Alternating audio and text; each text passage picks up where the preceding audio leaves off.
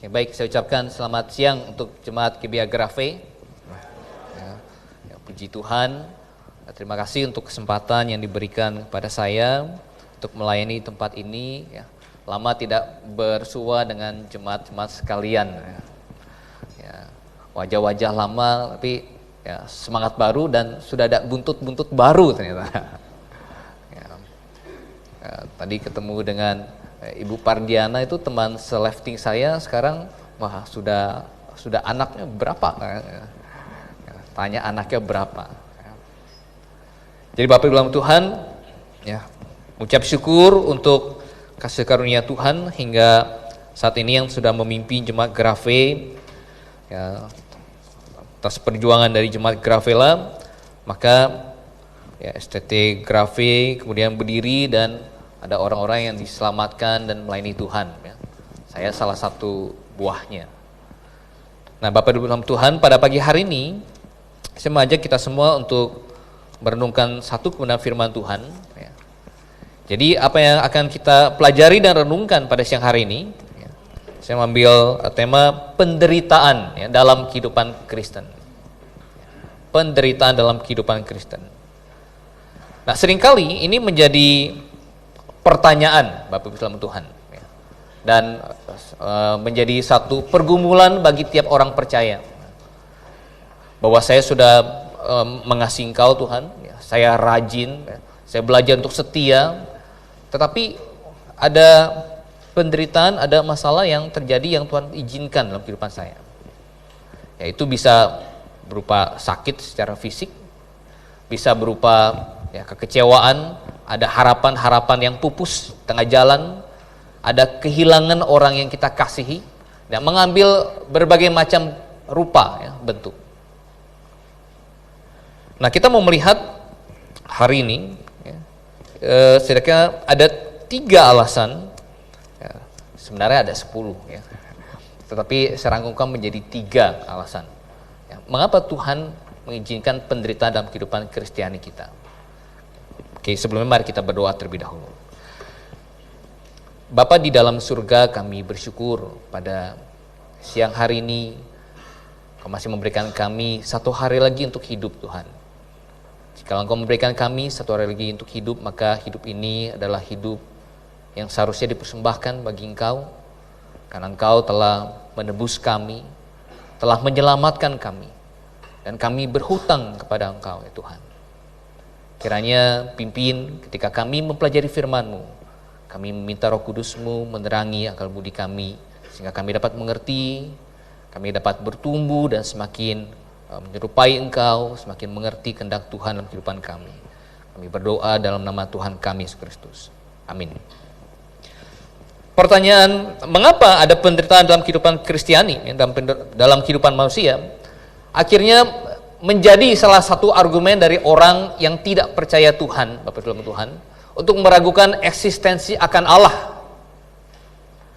Kalau ada Allah, karena orang Kristen kan percaya ada Allah, dan Allah itu maha kasih, mengapa ia mengizinkan ada penderitaan? Mengapa ia tidak menghilangkan penderitaan? Berarti tidak ada Allah kalau ada penderitaan. Atau kalau ada Allah, tetapi masih ada penderitaan di muka bumi ini, jangan-jangan Allah kalian, yang kalian panggil Allah itu, kata orang-orang yang tidak percaya Tuhan, itu bukanlah Allah yang maha kuasa, karena ia tidak sanggup untuk menghilangkannya. Ya. Namun kita, ya, orang Kristen dalam Tuhan, ya, kita percaya bahwa suatu saat nantinya Allah kita adalah Allah yang maha kuasa, dan Allah kita adalah Allah yang maha kasih, dan suatu saat nanti sesuai dengan waktunya Tuhan, Dia akan menghilangkan segala penderitaan sesuai dengan waktunya Tuhan. Ya, Pak Suyanto suka seminar, ya, ketika dipertanyakan kepada kita, ada 2 buah pilihan di dalam hidup ini. Kalau ada 2 buah pilihan, mau percaya ada Allah dengan tidak ada Allah, maka orang bijak akan pilih percaya, ya, ada Allah. Karena nothing tulus. Seandainya di ujung akhir jalan hidup kita tidak ada Allah, nothing tulus. Oh, tetapi saya harus luangkan waktu ke gereja. Ada uang yang harus saya kasih untuk persembahan, untuk mendukung penginjilan, ya, untuk kembalikan untuk pekerjaan Tuhan. Ya. Tetapi dibilang rugi juga tidak rugi-rugi amat. Toh hidup saya jadi teratur. Nah, dulu di dalam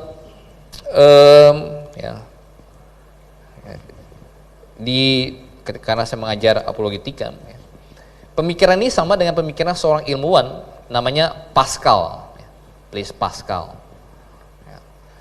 Jadi satu statement dari Pascal yang terkenal, dia disebut ya, Pascal wager, taruhannya Pascal. Ini Pascal yang kita belajar di waktu SMA, ya, kalau kita belajar fisika itu, ya, tekanan berbanding lurus dengan gaya perluas permukaan, ya, P sama dengan F per A. Ya. Ada salah satu motivator, ya, tung semua ringin.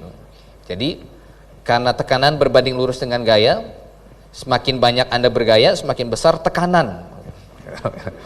Bener juga, ya. Cocok, masuk formulanya, rumusnya. Ya. Semakin gaya, semakin banyak tekanan. Jadi Pascal berkata, ya, taruhan Pascal, ayo taruhan sama saya. Kalau di ujung kehidupan, ya, apakah di ujung kehidupan ada Allah atau tidak? Ya. Kalau di ujung kehidupan ternyata ada Allah, maka kamu yang percaya kepada Allah akan mendapatkan pahala yang tidak terhingga. Tapi kalau di ujung kehidupan kamu tidak percaya ada Allah, maka di akhir ujung kehidupan itu kamu akan mendapatkan, ya, hukuman. Nah, ini taruhan, ya. Kita taruhan. Namun puji Tuhan, dalam Tuhan, ya, taruhan kita, ya, didasarkan kepada apa, ya, kata firman Tuhan. Ya, apa kata firman? Ya, firman Tuhan berkata, ya, orang bebal berkata dalam hatinya tidak ada Allah. Apa yang tidak nampak dari kekuatannya, keilahiannya, tidak kelihatan kan, nampak kepada pikiran, ya, akan karya-karyanya. Nah, Bapak Ibu saudara Tuhan, ya, jadi ya, ketika orang-orang yang tidak percaya Tuhan mempertanyakan, ya, eksistensi Allah, ya, dari topik penderitaan, ya, maka kita orang percaya, ya, dapat menjawabnya. Nah, mari kita lihat alasan pertama dalam Tuhan. Ya. Mengapa ada penderitaan dalam kehidupan Kristiani? Kenapa Tuhan izinkan itu? Ya. Nomor satu adalah karena kita orang Kristen, orang percaya, hidup di dunia yang telah jatuh di dalam dosa. Kita hidup di dunia yang telah jatuh dalam dosa. Mari kita buka Alkitab kita di dalam Roma. Roma pasal yang ke-8. Mari kita baca bersama-sama dari ayat 18 hingga ayat yang ke-23. Roma pasal 8 ayat 18 hingga ayat yang ke-23. Itu yang ketiga, ya. 1, 2, 3. Sebab aku yakin bahwa penderitaan zaman sekarang ini tidak dapat dibandingkan dengan kemuliaan yang akan dinyatakan kepada kita. Sebab dengan sangat rindu seluruh makhluk menantikan saat anak-anak Allah dinyatakan, karena seluruh makhluk telah ditaklukkan kepada kesia-siaan, bukan oleh kehendaknya sendiri, tetapi oleh kehendak Dia yang telah menaklukkannya. Tetapi dalam pengharapan, karena makhluk itu sendiri juga akan dimerdekakan dari perbudakan kebinasaan dan masuk ke dalam kemerdekaan kemuliaan anak-anak Allah. Sebab kita tahu bahwa sampai sekarang segala makhluk sama-sama mengeluh dan sama-sama merasa sakit bersalin. Dan bukan hanya mereka saja, tetapi kita yang telah menerima karunia sulung roh, kita juga mengeluh dalam hati kita sambil menantikan pengangkatan sebagai anak, yaitu pembebasan tubuh kita. Jadi kita hidup di dunia yang telah tercemar jatuh dalam dosa, ya, dalam kondisi saat ini, bahkan dalam kondisi yang saat ini dalam Tuhan, ya, kita masih melihat ada keindahan yang Tuhan ciptakan, ya. Ketika kita pergi ke pantai, kita lihat, wah, alam indah, ya, pantai indah. Kita pergi ke gunung, ya. Kemudian kita lihat aurora di Norway, ya. Kalau belum pernah ke Norway, lihat saja di YouTube. Wah, indah. Ya. Kalau kita memanjat gunung, kita melihat pegunungan, alam ciptaan Tuhan indah. Ya. Ini alam yang sudah tercemar oleh dosa. Bayangkan saudara dalam Tuhan, ya, kalau alam ini tidak tercemar oleh dosa. Seperti apa keindahan alam pada waktu Tuhan menjadikan dunia ini. Seperti apa keindahan alam pada waktu nanti Tuhan memulihkan segala sesuatu dalam kerajaan 1000 tahun. Itu luar biasa indah. Tapi karena tercemar oleh dosa, maka kita harus berurusan. Ada bencana alam, gunung meletus, ada topan, hurricane. Kemudian kita berurusan dengan penyakit, ada pandemi, virus, kuman, kemudian mawar jadi berduri, karat. Kita berurusan dengan itu karena dosa. Beberapa minggu yang lalu saya sakit gigi. Gigi geraham saya sakit, dua-duanya lagi. Jadi pas ada mertua saya kan, mama dari istri saya di rumah ya. Jadi saya lihat, wah ini sekarang saya makan mirip kayak mertua saya, hanya bisa pakai gigi depan. Gitu. Kemudian saya pikir, wah ini gara-gara Adam dan Hawa jatuh dalam dosa ini ya, jatuh dalam dosa. Jadi sakit. Ya. Namun saudara dalam Tuhan, kita juga melihat ya, ada hukum tabur tua yang Tuhan berikan. Ya. Ya. Kalau kebanyakan gula, ya, malah sikat gigi, ya sakit. Ya. Kebanyakan lemak, ya, masalah olahraga, bisa kolesterol. Nah kita melihat ada kondisi yang berbeda sebelum dunia ini jatuh dalam dosa dan setelah dunia jatuh dalam dosa.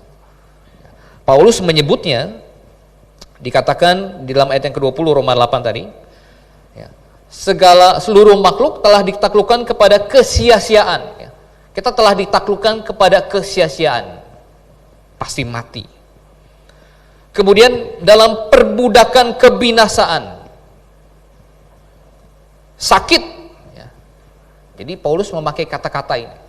Sakit, perbudakan kebinasaan, kesia-siaan. Setiap makhluk sama-sama merasa sakit bersalin. Jadi ada indikasi seandainya manusia tidak jatuh dalam dosa, maka setiap makhluk termasuk wanita ketika melahirkan tidak akan merasa sakit pada waktu bersalin. Dan hari-harinya tidak akan menjadi banyak, ya, mungkin tidak sampai 9 bulan. Ya, kita tidak tahu berapa. Ya. Nah kita berada dalam kondisi dunia yang telah tercemar oleh dosa dalam Tuhan. Ini yang menyebabkan kita mengalami banyak masalah, ya. Penyakit. Ya. Kita bertemu dengan kematian, ya.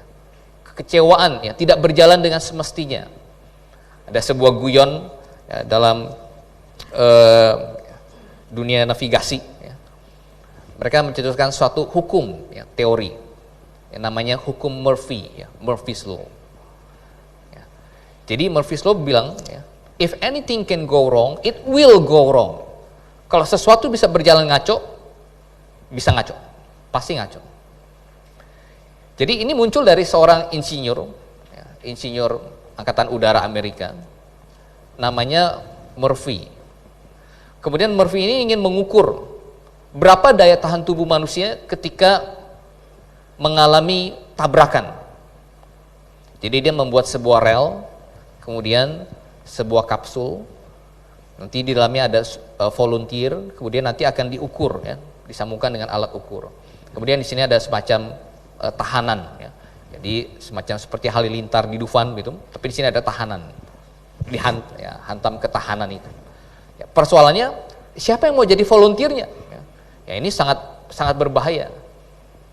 Akhirnya ada salah satu kapten dari angkatan udara namanya Jack Strapp, ya. Meskipun versinya berbeda-beda. Ya. Jack Strapp memvolunteer dirinya. Oke, kalau begitu saya mau. Ya. Jadi Jack Strapp, ya, masuk ke dalam kapsul itu, ya, diperlengkapi dengan segala macam alat keamanan. Kemudian ya, kapsul yang diluncurkan dari rel itu, ya, kemudian menabrak tahanan itu, ya, keluar darah, ya, jackstrapnya selamat, keluar darah dari mata, telinga, kemudian hidung. Ya. Dan waktu Murphy mengecek, ya, berapa ini, ya, daya tahan tubuhnya, ya. Betapa kagetnya dia ketika melihat alat ukurnya itu 0. Ya. Begitu dia cek lagi, kenapa bisa 0? Ya. Rupanya belum dicolok dalam Tuhan. Oh, Murphy marah luar biasa. Ini sudah sampai keluar darah hampir mati, lupa dicolok, ya, 0. Gara-gara lupa dicolok. Ya. Dia buat konferensi pers, dia marah-marah. If anything can go wrong, it will go wrong. Ya. Kalau bisa ngaco, pasti ngaco.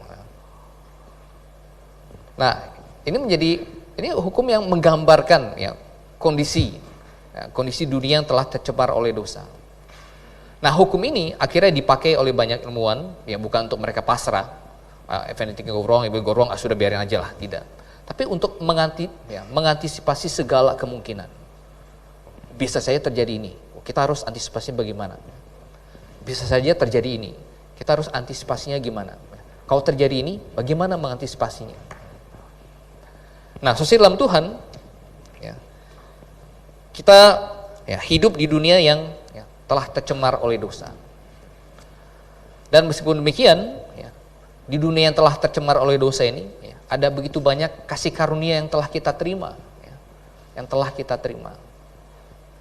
Ya, mulai dari kita dilahirkan punya anggota tubuh yang sempurna, mulai dari bayi, kemudian sampai anak-anak, sampai kita dewasa. Tuhan melindungi, ya, tidak tenggelam pada waktu dimandikan di bak pada waktu bayi, ya, misalkan ditinggal orang tuanya. Ya.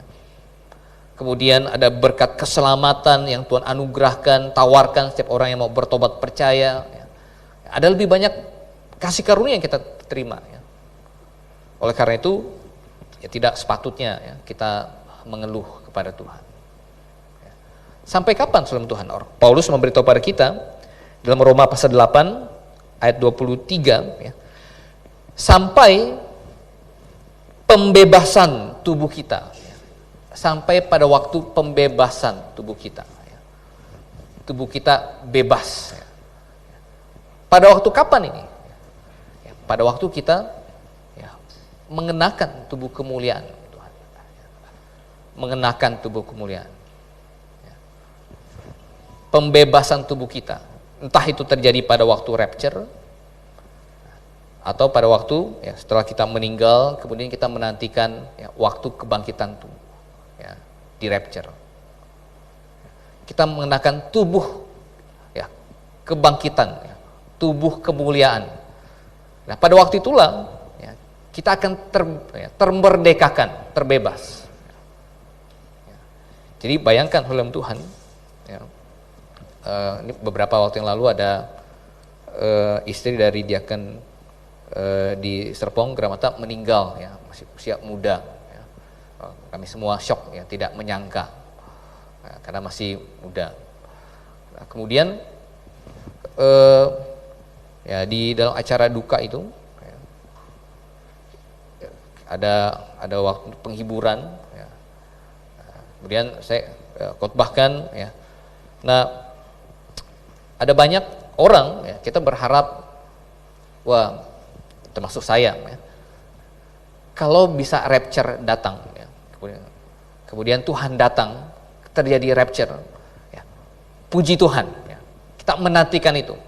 Oleh karena itu kita bilang Maranatha, ya, Tuhan segeralah datang. Ya. Ya. Tetapi dalam Tuhan ada sesuatu yang dilewatkan kalau orang percaya mengalami rapture. Apa itu?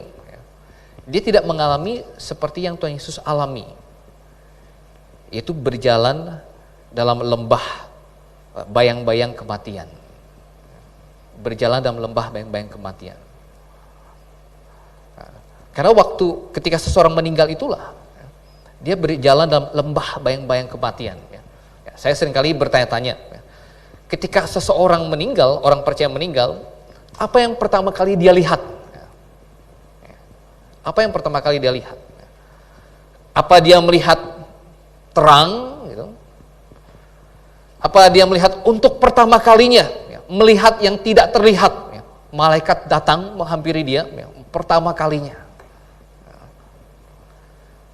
Atau dia melihat apa? Ya, saya seringkali bertanya-tanya.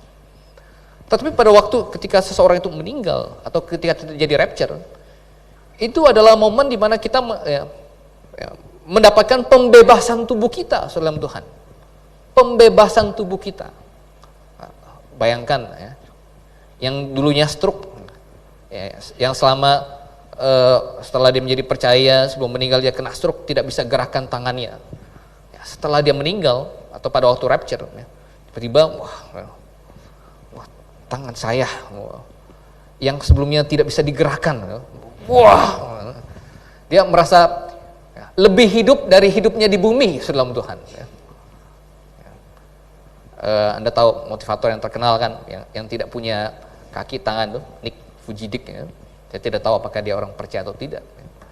Tapi kalau dia meninggal, kalau dia diselamatkan, dia akan mendapatkan tubuh baru. Ya. Selama ini tidak punya tangan kaki, ya. Tiba-tiba ini ya, rasanya punya tangan, ya. Rasanya punya kaki.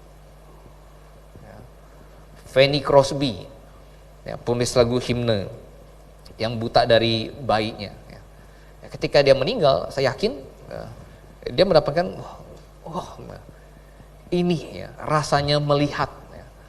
Dan yang dia lihat ya, yang indah, saudara Tuhan. Pembebasan tubuh kita. Nah, saudara dalam Tuhan, ya, kita menantikan waktu itu, entah itu rapture ataupun saat pembebasan tubuh kita, di mana kita mengenakan tubuh yang baru. Dan di saat kita mengenakan tubuh yang baru, ya, tidak ada lagi penderitaan, ya. Tidak ada lagi penderitaan. Ya. Ya. Jadi, ya, Tuhan Yesus setelah berjalan terlebih dahulu melewati lembah bayang-bayang kematian itu, ya. Bayang-bayangan tidak menakutkan, ya. Kecuali anak-anak kecil yang kita takut-takutkan, bisa dimatikan lampunya, ya. Tapi bagi orang dewasa, bayang-bayang tidak menakutkan. Nah, mereka yang telah meninggal dalam Tuhan, mereka mengikuti jejak Tuhan Yesus, ya. Berjalan dalam lembah bayang-bayang kematian. Nah, ini luar biasa dalam Tuhan, ya.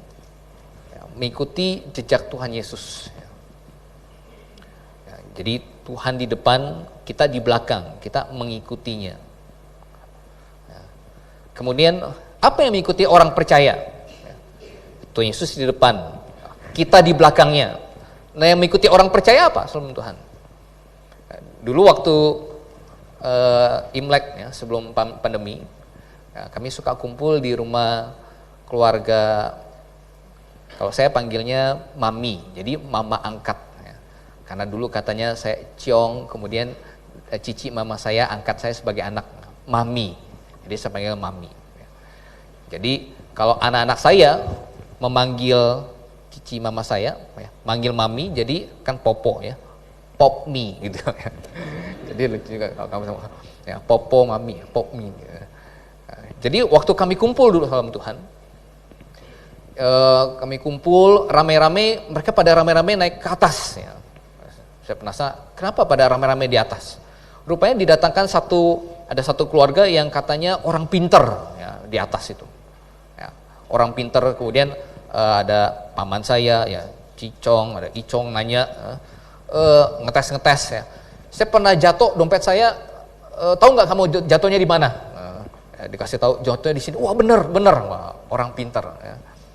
Mama saya ikut naik, ya. Mama saya ikut naik. Kemudian waktu ikut naik, dengar-dengar gitu, kemudian mau tinggalkan, kemudian si orang pintar ini, ya, perempuan, dia bilang, Cici, tunggu dulu, ya. Itu ada yang ngikutin. Ada yang ngikutin, ya. Iya, Enci pernah keguguran, ya. Ya, mama saya pun baru tahu waktu itu. Saya punya adik, itu berarti adik kokonya dari Sandi, ya. Di atas Sandi ada Ripto, Nandi, di atas ini ada pernah keguguran. Pernah keguguran, ya, itu anaknya ngikutin terus. Wah, anaknya ngikutin terus, kata dia. Bilang, wah, sehingga mama saya bilang, wah, kok dia tahu, ya? Padahal ya saya juga nggak tahu, saya baru tahu saat itu. Rupanya saya pernah punya adik, ya, rupanya keguguran. Ya. Kemudian bertanya, oh berarti benar ya? Nah, saya bilang, ya itu iblis. Ya. Iblis tahu segala sesuatu yang terjadi di masa lalu. Ya. Dia tahu, ya. Tapi iblis tidak tahu ya apa yang terjadi di masa depan. Ya, paling hanya menduga, menebak. Ya. Nah, apa yang mengikuti orang percaya dalam Tuhan? Ya, bukan tuyul. Gitu. Ya, apa yang mengikuti orang percaya? Ya. Tuhan Yesus berjalan di depan, ya, kita di belakang. Ya. Ya, Mazmur 23 bilang, ya, kebajikan dan kemurahan belaka ya, mengikuti aku. Wah, luar biasa. Ya, Tuhan Yesus di depan, kita di belakang yang mengikuti. Ya. Kemudian janji Tuhan, kebajikan dan kemurahan belaka ya, senantiasa akan mengikuti aku ya, seumur hidup. Jadi saudara Tuhan, di dalam dunia yang telah jatuh dalam dosa ini, ya, memang tidak perfect. Dan kita menantikan waktu di mana kita mendapatkan pembebasan tubuh kita. Jadi itu alasan pertama mengapa ada penderitaan dalam kehidupan Kristen, karena kita hidup di dunia yang telah jatuh di dalam dosa. Namun ya puji Tuhan, di dunia yang terjatuh dalam dosa ini kita mendapatkan lebih banyak kasih karunia Tuhan ya, ketimbang masalah-masalah yang kita miliki. Ada kasih karunia Tuhan di situ. Alasan nomor 2 dalam Tuhan, orang percaya bisa jadi menderita, bisa saja menderita karena ada pendidikan dari Tuhan. Ya. Karena ada dosa dan didikan dari Tuhan. Coba kita buka dalam Ibrani, Bapak Ibu dalam Tuhan. Ibrani pasal yang ke-12. Ya. Ibrani pasal yang ke-12. Mari kita baca. Silih berganti saja, saya baca ayat 5. Bapak Ibu, saudara-saudari, ayat yang ke-6, demikian seterusnya hingga ayat yang ke-13. Ibrani 12, ayat 5 sampai yang ke-13.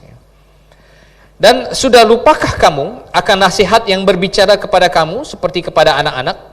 Hai anakku, janganlah anggap enteng didikan Tuhan, dan janganlah putus asa apabila engkau diperingatkannya.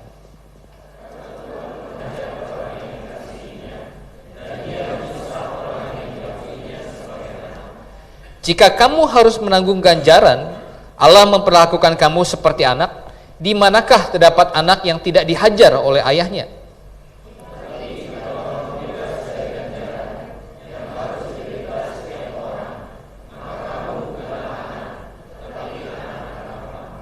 Selanjutnya, dari ayah kita yang sebenarnya kita beroleh ganjaran. Mereka kita hormati. Kalau demikian, bukankah kita harus lebih taat kepada Bapa segala roh supaya kita boleh hidup?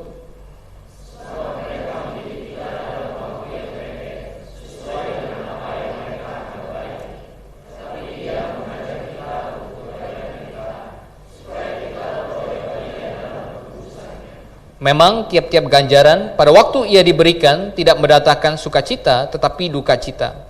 Tetapi kemudian ia menghasilkan buah kebenaran yang memberikan damai kepada mereka yang dilatih olehnya.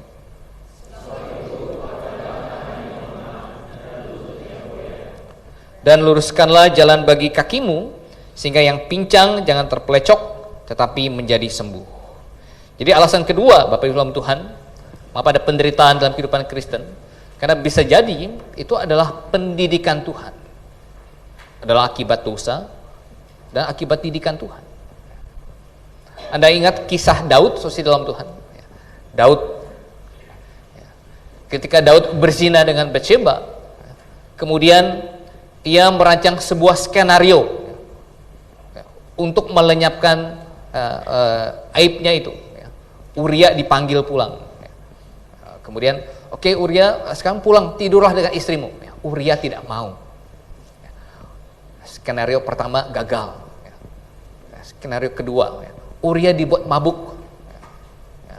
Kemudian setelah dibuat mabuk, sekarang pulang ke rumah, tidur dengan istri kamu. Uria tetap tidak mau. Skenario kedua gagal. Skenario ketiga, tulis surat kepada Yoab, taruh Uria di medan perang, taruh dia paling depan, kalian serang satu kota, setelah menyerang kemudian tarik pasukan ke belakang. Bayangkan ketika Yoab terima itu dalam Tuhan, wah ini Raja Daud suka bikin mazmur sih. Tapi giliran ada kerjaan kotor kasih saya, lenyapkan Uria. Uria mati. Wah, Daud mungkin pikir skenario saya berhasil. Tidak ada orang yang tahu. Tetapi mata Tuhan mengawasi segala tempat. Tuhan tahu. Datanglah Nabi Nathan kemudian kasih tahu pada Daud, kamu telah berdosa. Maka hukumannya, anak yang dikandung oleh Batsyeba itu akan mati. Ya puji Tuhan, kita percaya bayi siapapun meninggal masuk surga ya. Daud bilang, karena dia sudah mati, aku yang akan pergi kepadanya. Dan istri-istrimu akan ditiduri di muka umum. Ya. Dan Daud diusir dari kerajaannya. Oh, ada pendisiplinan dari Tuhan, Bapak Ibu sekalian Tuhan. Ya. Ada didikan dari Tuhan. Daud mengalami masalah karena ada pendisiplinan dari Tuhan. Ya. Ketika orang percaya jatuh dalam dosa, kemudian ia meminta ampun ya, kepada Tuhan, dia mengakui dosanya, maka Tuhan mengampuninya. Tetapi konsekuensinya tetap berjalan. Konsekuensi itu tetap berjalan. Ketika orang berdosa meminta ampun, ya dia diselamatkan. Setelah dia diselamatkan, dalam menghidupi kehidupan orang percayanya, bisa jatuh dalam dosa tidak? Ya, bisa. Terlibat dalam judi online misalkan. Kemudian akhirnya dia bertobat, dia tahu itu salah, minta ampun kepada Tuhan. Dipulihkan, ya Tuhan ampuni. Jikalau engkau mengaku dosamu, ia adalah setia dan adil dan ia akan mengampuni segala dosamu. 1 Yohanes 1 ayat 8-9. Tapi ketika ketangkep oleh pihak yang berwajib, dilepaskan ya, tetap di penjara. Nah, dalam Tuhan ada dosa dan ada didikan dari Tuhan. Ada dosa dan didikan dari Tuhan. Ini adalah momen di mana kita merenung, mengintrospeksi diri kita. Ada orang lain mungkin bisa lihat ya, si itu fine saja. Ya. Tapi siapa yang tahu sebelum Tuhan ada dosa-dosa tersembunyi yang dia lakukan. Dosa-dosa yang tidak diketahui oleh orang. Ada sebuah artikel menuliskan, ya, dosa kita itu ibarat tukang buah. Ya, kita ibarat tukang buah. Jadi yang kita tonjolkan waktu jualan buah adalah buah-buah yang apa? Ya, yang busuk-busuk? Enggak kan? Yang kita tonjolkan adalah buah-buah yang ranum-ranumnya, yang bagus-bagusnya. Buah-buah yang busuk di mana? Ya, disimpan di belakang. Simpan di belakang. Nah, demikian pula dengan manusia, yang ditonjolkan yang baik-baiknya, yang busuk-busuknya ya, disimpan di belakang, ya, disembunyikan. Tetapi sama Tuhan tahu itu. Ya. Tuhan tahu, Dia Allah yang Maha Tahu, dan Dia mendisiplinkan anak-anaknya. Kalau kita baca di dalam 1 Korintus, coba kita buka dalam 1 Korintus pasal yang 11 ya. 1 Korintus pasal yang ke-11 ya. Mari kita baca ayat 29 sampai yang ke-30 ya. 1 Korintus pasal 11 ayat 29 sampai yang 30 ya. Jemaat di Korintus mereka memandang remeh ya. Memandang rendah akan perjamuan Tuhan. Ngaco mereka. Kemudian dikatakan di ayat 29-30, karena barang siapa makan dan minum tanpa mengakui tubuh Tuhan, ia mendatangkan hukuman atas dirinya. Sebab itu banyak di antara kalian jemaat Korintus yang lemah dan sakit, dan tidak sedikit yang meninggal. Sebagai bentuk pengkoreksian daripada Tuhan. Nah, didikan dari Tuhan ini, Bapak Ibu Tuhan, ini bisa disalah responi. Tuhan mendidik, kemudian mendisiplin kita agar kita kembali benar, ya, kembali pada jalur yang benar. Namun bisa disalah responi. Dengan cara apa? Coba kita tadi sudah baca dalam Ibrani pasal 12 ya. Bisa disalah responi dengan cara yang pertama, Ibrani 12 ayat yang kelima, ya. Menganggap enteng didikan Tuhan, ya. Menganggap enteng, ya. Sudah tahu jatuh dalam dosa, ya, salah, ya. Bukannya menyesal, ya, malah cengengesan, hehehe, ya. Kan Yesus sudah mati, tanggung segala dosa gua. Wah, gitu. Menganggap enteng, ya, didikan Tuhan. Jadi bukannya menyesal, ya. Harusnya menyesal bercucuran darah, bercucuran air mata. Ya. Kemudian bagaimana bisa disalah responi lagi? Ya. Kalau kita baca di dalam ya, Ibrani 12 tadi, ya. Kita lihat. Ibrani 12 ayat yang kelima, ya. Tadi yang A, kita seseorang bisa menganggap enteng pendisiplinan Tuhan, atau seseorang bisa menjadi putus asa. Sehingga Paulus bilang, janganlah putus asa. Ketika dia jatuh dalam dosa, kemudian dia merasa bersalah, ya, amat sangat, sampai kemudian akhirnya dia putus asa, sudah, gue bunuh diri aja lah. Beberapa minggu lalu ada Pak Diaken Gunadi, adiknya Pak Diaken Jaya, cerita ada gadis, ya, lompat dari jembatan CP, ya. Jembatan CP. Kemudian mungkin maksudnya mau bunuh diri, ya. Tapi jembatannya kurang begitu tinggi, jadi mungkin 3-4 meter, jadi hanya patah tulang gitu, ya. Patah tulang. Putus asa dalam Tuhan, ya. Mengalami masalah persoalan, bukannya mengintrospeksi dirinya, tapi putus asa, ya. Kemudian lompat, ya. Ini adalah bentuk respon, cara respon yang salah terhadap pendisiplinan Tuhan. Ya. Kemudian bagaimana lagi cara meresponnya dengan salah? Coba kita lihat di dalam Ibrani 12 ayat yang ke-12. Ya. Ya, Paulus bilang, tangan yang lemah, ya, kuatkanlah tangan yang lemah. Ya. Ketika Tuhan mendisiplinkan, bisa jadi akhirnya kemudian tangannya jadi lemah. Ya. Nah, tangan biasa kita pakai untuk melayani. Jadi berhenti melayani, ya. Jatuh dalam dosa, Tuhan disiplinkan, ya, entah dengan satu cara, ya, sakit atau apa, atau kesusahan apa, ya. Kemudian karena dia jatuh dalam dosa itu, ya, tangannya jadi lemah, mulai mundur teratur, ya. Ya, dari jadwal, tolong gantikan, ya. Ya, sekali sebulan tidak datang, kemudian mulai mundur teratur lagi, ya. 2 bulan, ya, tidak datang, ya. Tangannya berhenti, ya, jadi lemah, berhenti melayani. Wah, itu terbalik sosial dalam Tuhan, ya, terbalik, ya.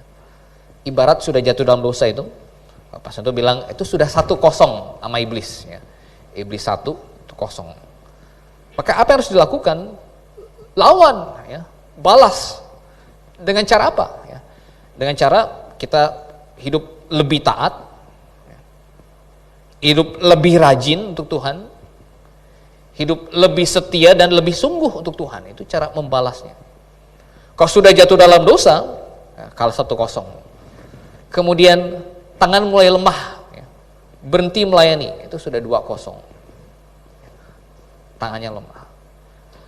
Nah, bagaimana lagi cara orang bisa bikin kacau pendisiplinan Tuhan? Ya, lutut yang goyah, ya. Tangannya mulai lemah, lututnya mulai goyah. Jadi ini bisa jadi gambaran untuk kehidupan berdoanya sama Tuhan, ya. Ketika orang berdoa berlutut, ya. Lututnya mulai goyah, ya. Mulai jarang berdoa kepada Tuhan, ya. Setelah ia didisiplinkan, dia masalah, ya. Bukannya dia cepat-cepat bertobat, kemudian balik lagi, ya. Tetapi, ya, ia tangannya mulai lemah, ya, berhenti melayani, lututnya mulai goyah, ya. Mulai jarang berdoa, ya. Sudahlah, ya. Ujung-ujungnya di ayat 13, sehingga pincang terpelecok, ya. Pincang terpelecok, ya. Jalannya tidak lurus, ya. Akhirnya kita lihat, wah, ini sudah berhenti melayani, ya. Sudah tidak pernah berdoa. Kemudian kita dengar, wah, dia sudah sekarang jalannya tidak lurus, sudah jadi, ya, ya, kembali ke Konghucu, misalkan, atau kembali, ya, jadi mualaf, ya. Menyedihkan. Nah, Bapak Ibu Tuhan, Bisa jadi ya, penderitaan dalam kehidupan Kristiani kita adalah karena ada dosa tersembunyi yang mungkin Anda lakukan, dan Tuhan sedang mendisiplinkan, ya, mendidik kita supaya kita kembali kepada jalur yang benar, dan itu adalah bagian kita untuk mengintrospeksi diri kita, ya, untuk mengakui dosa-dosa kita di hadapan Tuhan, maka Ia akan ya, mengampuni segala dosa. Bagian kita untuk mengintrospeksi diri kita. Ini alasan yang kedua, Bapak Ibu dalam Tuhan.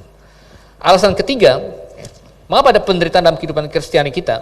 Nomor 3 adalah orang percaya menderita untuk diuji imannya. Coba kita buka dalam kitab Yakobus, ya. Diuji imannya.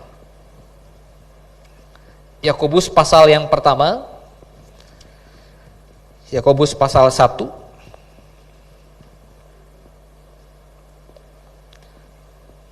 Mari kita baca dari ayat 2 sampai yang keempat.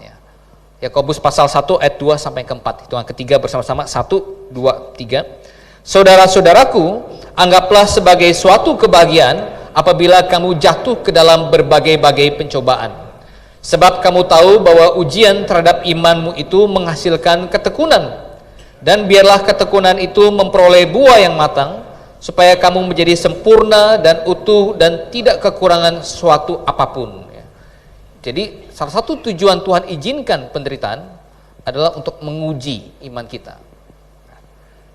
Jadi Allah selalu ya, memandang tinggi akan iman kita sebelum Tuhan. Roma 10 ayat 17 ya.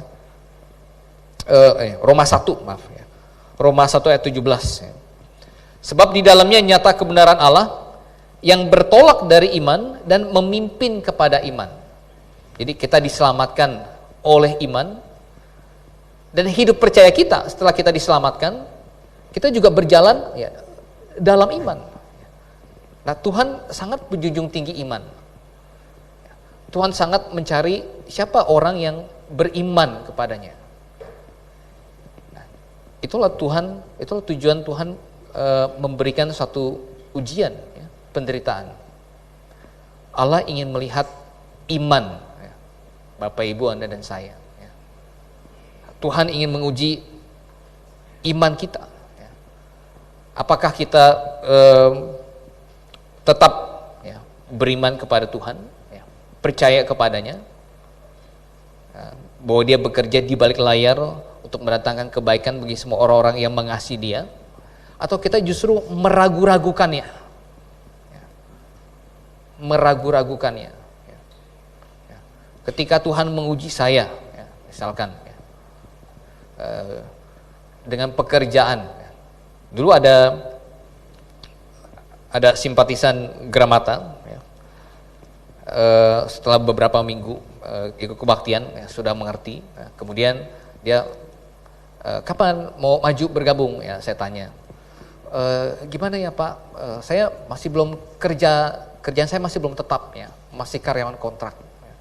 Nanti kalau saya gabung kemudian pindah nanti gimana? Ya, saya bilang ya itu urusan nanti, ya pindah nanti bisa bergabung ke jemaat Alkitabiah di tempat kamu pindah yang paling dekat di mana. Ya. Akhirnya kemudian dia memutuskan bergabung. Ya. Kemudian saya baptis. Ya. Ya. Dan 1 minggu setelah bergabung, ya, benar saja selama Tuhan. Ya, dia WA saya, Pak, ya, kontrak saya nggak diperpanjang, gitu. Ya. Kontrak saya nggak diperpanjang, kontrak kerjanya. Bagaimana? Ya. Bilang, oh ya, oke kalau gitu, ya, cari kerjaan baru lagi. Nah, ujian ini ya terkadang datang salam Tuhan. Ya. Ketika Anda memutuskan, oh saya mau dukung pekerjaan Tuhan, ya. Saya mau ambil bagian dalam dana pintu misalkan. Oh, saya mau belajar setia untuk kembalikan persepuluhan. Ya. Saya mau terlibat di dalam penginjilan. Kemudian ujian datang. Wah, nanti dulu dah. Ya. Yang itu nanti dulu, ini dulu deh. Seringkali ya seperti itu. Ketika Anda memutuskan, oh saya mau punya komitmen ini untuk Tuhan, ya. Kemudian ada aja ya masalah atau apa ya, itu adalah ujian. Ya. Bisa jadi Tuhan pakai itu untuk menguji ya, iman Anda, menguji iman Anda. Apakah kita akan tetap melakukan komitmen itu dan beriman kepadanya atau tidak? Ya. Seorang pengkhotbah pernah bilang, ya, beriman ya, ketika kulkasmu penuh, kemudian rekeningmu banyak, beriman kepada Tuhan, nah itu memuliakan Tuhan. Tapi beriman ketika kulkasmu kosong, ketika tabungan rekeningmu kosong, itu jauh, kamu tetap beriman, itu jauh lebih memuliakan Tuhan. Ya. Nah, Bapak Ibu saudara Tuhan, ya, Tuhan menuntut iman. Ya. Tuhan menuntut iman. Dalam kitab Yakobus tadi kita baca, ya, di dalam penderitaan itu bisa jadi seseorang kemudian mulai meragukan Tuhan, jadi mendua hatinya. Ya. Tadi kita baca ya, di dalam Yakobus pasal 1.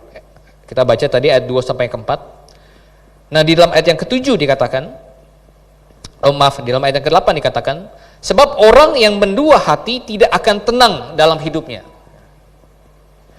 Jadi ketika seseorang sedang diuji imannya, ia bisa saja mendua hati. Mendua hati. Antara tetap beriman kepada Tuhan, bersandar kepada Dia, atau mulai bercabang hati, atau ini nih ya, ini ya memang sih ya, kalau saya pindah ke situ dekat dengan gereja yang benar ya, tapi kalau saya pindah ke tempat itu kerjaannya ya gajinya 3 digit, wah misalkan, meskipun tidak ada gereja yang benar ya, mulai ragu ya, mulai mendua hati ya. Ya. Memang sih ya, Tuhan bilang jangan berpasangan dengan orang yang tidak seimbang. Ya. Ya.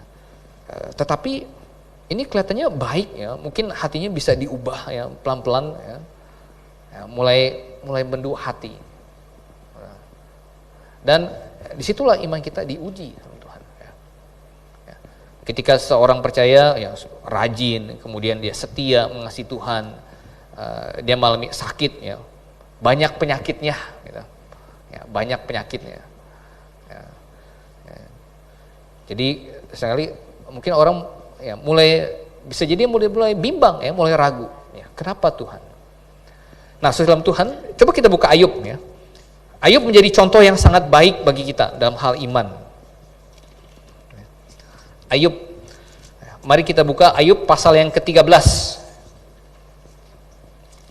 Ayub 13, mari kita baca ayat yang ke-15 ya. Ayub 13 ayat yang ke-15 ya. 13 ayat yang ke-15 ya. Sudah ketemu? Oke, kita baca itu yang ketiga ya. 1, 2, 3. Lihatlah, ia hendak membunuh aku, tak ada harapan bagiku. Namun aku hendak membela perilakuku di hadapannya ya. Ini Lembaga Alkitab Indonesia terjemahkan seperti ini ya. Ia hendak membunuh aku, tidak ada harapan bagiku. Jadi seolah-olah Ayub putus asa. Ya. Tapi kalau Anda cek dalam terjemahan King James ya, salam Tuhan, ini justru bertolak belakang. Ya. Ini adalah satu statement iman Ayub. Ya. Di mana ia berkata, though he slay me, yet will I trust in him. Ya. Walaupun dia mau bunuh saya, ya, Tuhan, yet will I trust in him. Saya akan tetap percaya padanya. Luar biasa.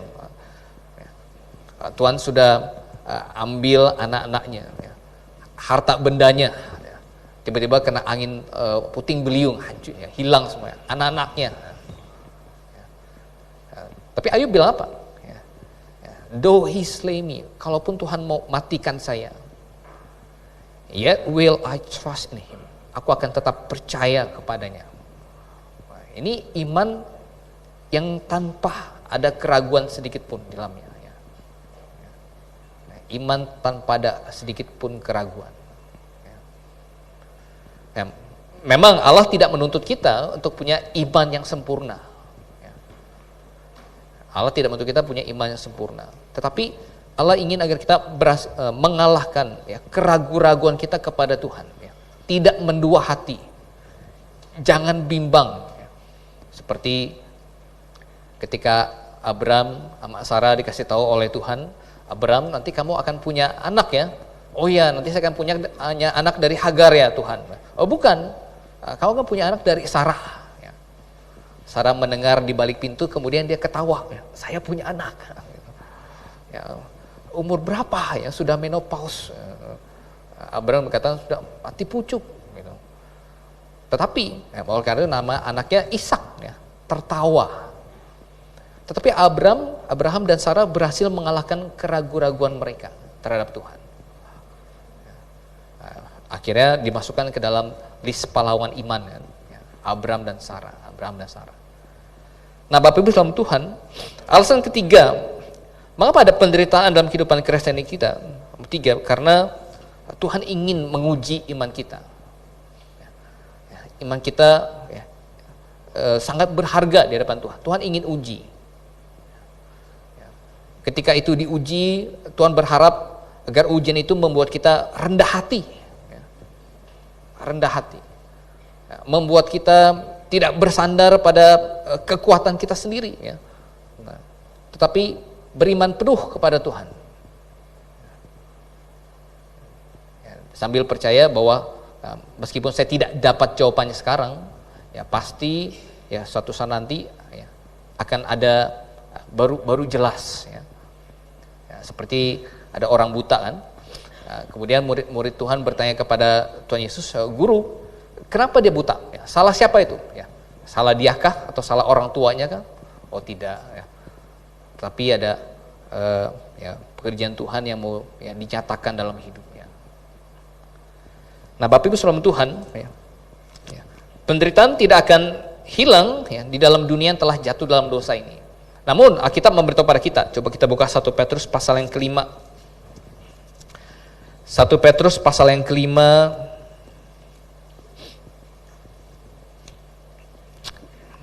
ayat yang ke-10. 1 Petrus pasal 5 ayat yang 10. Mari kita baca bersama itu yang ketiga. 1, 2, 3. Dan Allah, sumber segala kasih karunia, yang telah memanggil kamu dalam Kristus kepada kemuliaannya yang kekal, akan melengkapi, meneguhkan, menguatkan, dan mengokohkan kamu sesudah kamu menderita seketika lamanya. Ya. Jadi penderitaan kita di bumi ini seketika lamanya. Ya.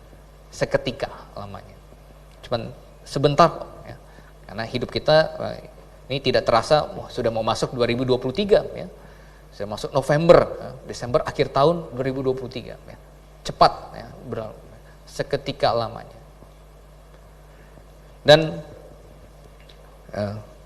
dalam penderitaan itu ya Tuhan memakainya ya, dengan maksud memurnikan kita ya, untuk menguji iman kita.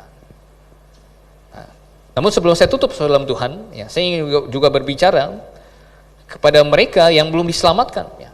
Kalau ada di antara Anda yang belum ya, diselamatkan ya, yang belum memiliki kepastian masuk surga, yang dosanya belum diselesaikan dalam Tuhan, maka sayangnya penderitaannya tidak hanya di dunia ini, ya, tapi penderitaannya juga bisa berlanjutan ya, di dalam lautan api, ya, lautan api.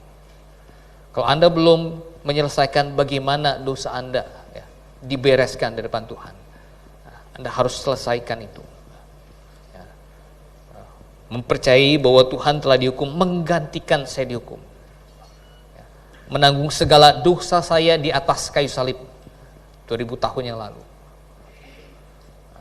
Dan kemudian saya mengaminkan, iya Tuhan, Kau sudah dihukum, menggantikan saya dihukum. Maka ketika Anda menderita, penderitaan itu hanyalah untuk ya, di bumi ini saja. Kelak dalam kehidupan yang akan datang ya, tidak lagi menderita. Kira firman Tuhan hari ini dapat menjadi berkat bagi kita semua. Mari kita berdoa. Bapa di dalam surga, kami mengucap syukur Tuhan untuk catatan firman-Mu. Engkau tidak meninggalkan kami sendirian, berjalan tanpa arah, tanpa ada pedoman atau pegangan. Kami mengucap syukur untuk firman-Mu yang mengajar kami. Kiranya Tuhan pimpin agar di dalam hidup percaya kami selalu berharap dan juga beriman kepadamu. Kami mengucap syukur untuk pertemuan jemaat pada hari ini. Kami serahkan untuk waktu kami selanjutnya hanya di dalam nama Tuhan kami Yesus Kristus. Amin.